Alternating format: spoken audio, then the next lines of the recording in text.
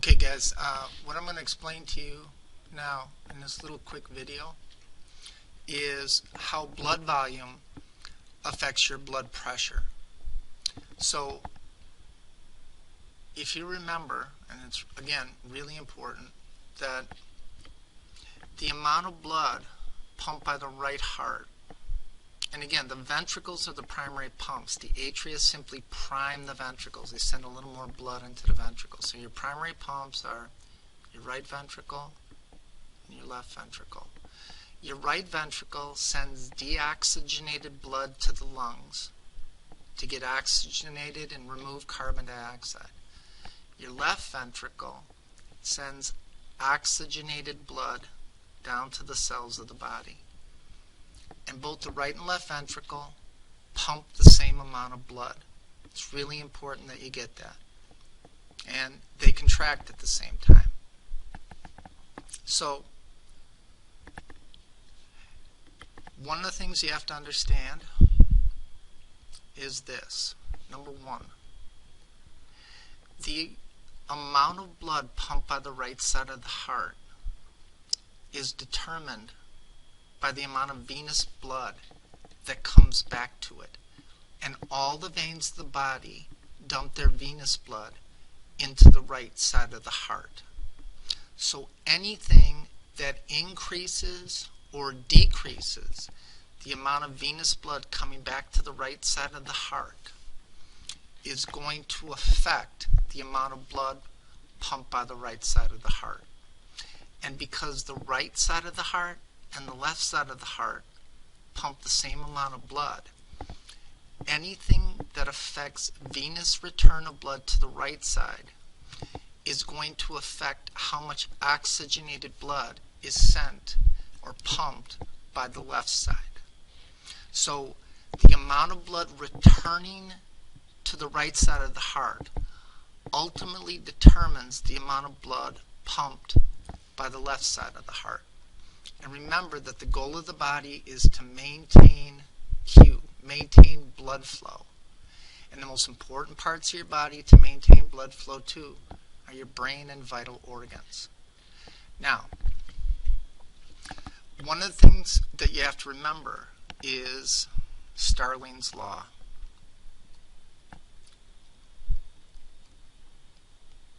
And Starling's law of the heart says that if you add more blood back to the heart, in this case if you add more venous blood back to the heart, you're going to stretch the heart.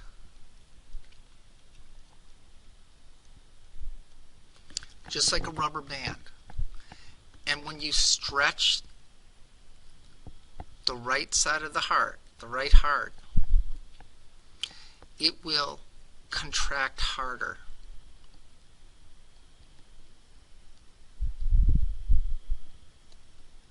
Right? The force of contraction of the right side of the heart is going to be harder. It's going to contract with more force. And if the right side of the heart contracts harder, it is going to pump that blood to the lungs with a higher systolic blood pressure, and it's going to pump more blood per beat. And that's your stroke volume. So your systolic blood pressure is going to go up, and the amount of blood that's ejected with each beat is going to go up. So the right side of the heart, because it was stretched, is going to contract harder. So it's going to pump that blood to the lungs under a higher pressure, and it's going to pump more blood per beat. So if you use the logic, if you have more blood, more venous blood coming back to the right side of the heart, what are you going to do to the right side of the heart? You're going to stretch it, right? And when you stretch it, right, now you got more blood in the right side of the heart, the right ventricle. You stretched it, it's going to contract harder, and it's going to eject more blood under higher pressure to the lungs. Now, all of that blood that went to the lungs is now going to come back to the left side of the heart, because the right and left side of the heart pump the same amount of blood, and they do so because whatever blood is pumped by the right heart has to be pumped by the left. So now you get more oxygenated blood in the left side of the heart, right? You're adding more blood back to it because the right side of the heart pumped more blood to the lungs, and all that blood comes back to the left side. So what are you going to do to the left side of the heart? You're going to stretch it, right? So when you stretch the left side of the heart, just like you did the right, when you stretch the left side of the heart, that is going to increase the force of contraction of the heart, how hard it contracts, FOC, force of contraction. And when you do that, that's going to increase the systolic blood pressure that's generated by the left ventricle. Also, it's going to increase the stroke volume, or the amount of blood ejected with each beat. So now that the left side has more blood in it, because you added more venous blood back to the right side, right? More venous blood in the right side, stretch it, greater force of contraction. It's going to send that deoxygenated blood, now more of it, to the lungs. CO2 is going to be blown off, oxygen is going to be brought back in. All that newly oxygenated blood comes back to the left side. You're going to stretch the left side. And then the left side of the heart, the left ventricle, is going to contract harder. So the amount of pressure that's going to be transmitted into the arteries of the body, that systolic pressure, is going to go up. And when your blood pressure goes up, right? When it goes up,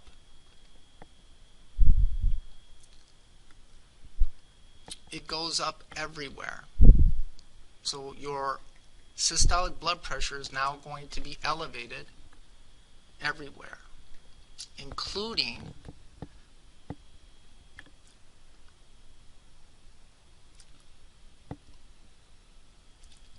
your kidneys.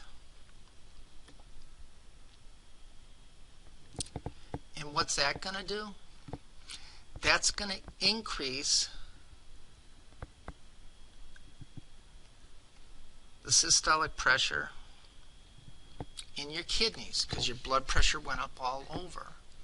And anytime you increase the systolic blood pressure in your kidneys,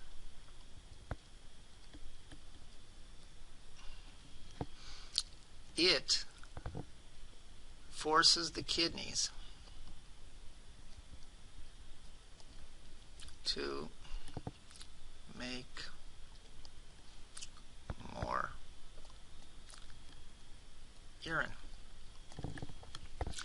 And that has a fancy name called pressure diuresis.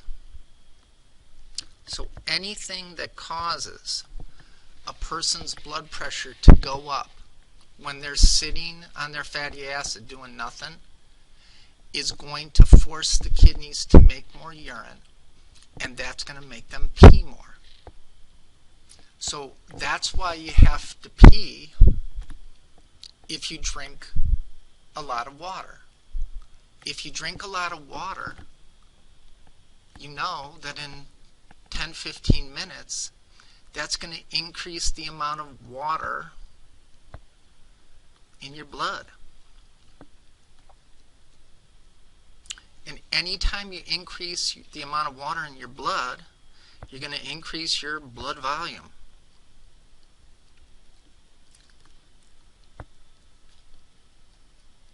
And when you increase your blood volume, that is going to increase the amount of venous blood returning to the right side of the heart.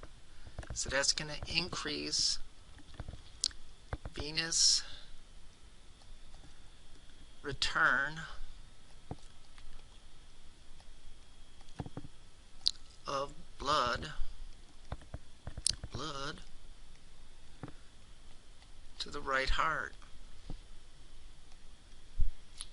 What are you going to do to the right heart if you add more venous blood back to it? You're going to stretch the right ventricle. When you stretch the right ventricle, it's going to increase the force of contraction and increase the amount of blood ejected with each beat. So that means more blood is going to be sent to the lungs. And because there's more blood being sent to the lungs, that means more oxygenated blood is going to come back to the left side of the heart. And now you added more blood back to the left side of the heart. What are you going to do to the left side of the heart? Well, the left side of the heart, you are going, because you added more blood, you're going to stretch the left side of the heart. You're going to stretch the left ventricle. That's the primary pump. And when you stretch it, that's going to increase the force of contraction. When you increase the force of contraction, that's going to increase the systolic blood pressure and increase the stroke volume. So when the left ventricle contracts, it's going to send that higher pressured oxygenated blood all over your body, including our lovely little organs, which look like doorknobs, the kidneys. And because your systolic pressure is now higher, it's going to increase the systolic pressure in your kidneys and force you to make more urine to get your blood pressure down so you can maintain blood flow. That's why you pee a lot when you drink.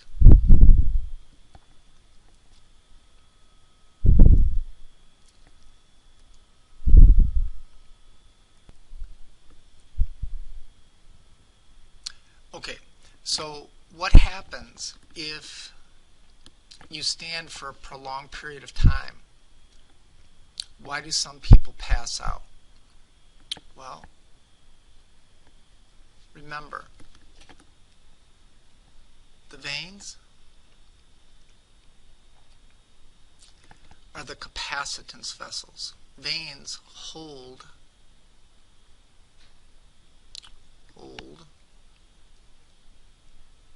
a lot of extra blood.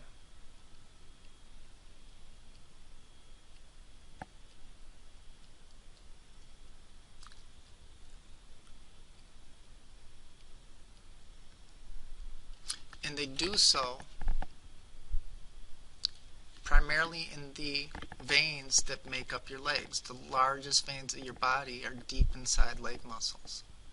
And there's no pressure in the venous system. None. So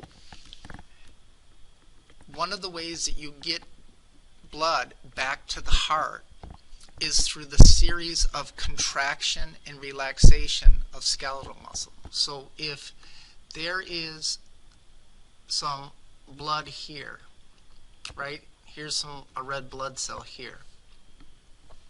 When you walk, you are going to squish those veins. And when you squish those veins, it's going to force open those one-way valves that only open up towards the heart. And it's going to squish that blood, let's say, to here. But then you don't always contract your muscles, right?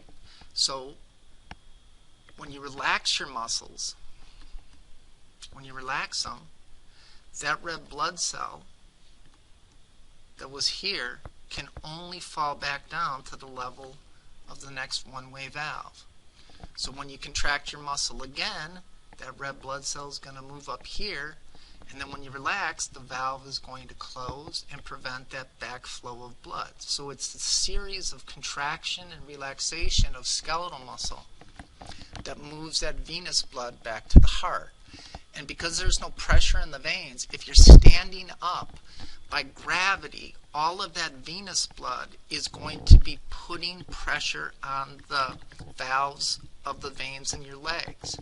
And if you're not contracting and relaxing your skeletal muscle, then you're not going to be able to get that venous blood back to the right side of the heart. So observe.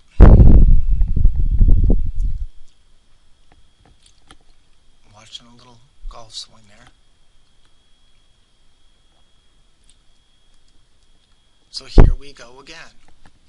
This again comes back to Starling's law of the heart. So you're standing still, right?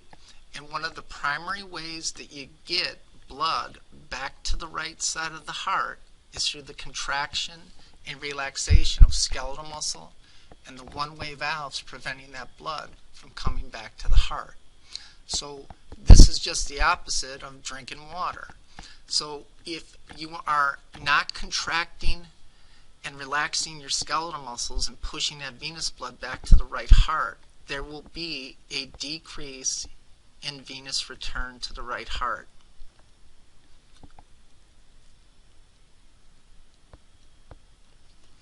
If there's less blood in the right side of the heart because you're not getting that venous blood from your legs back because you're standing and not moving, that's going to decrease the stretch of the right heart.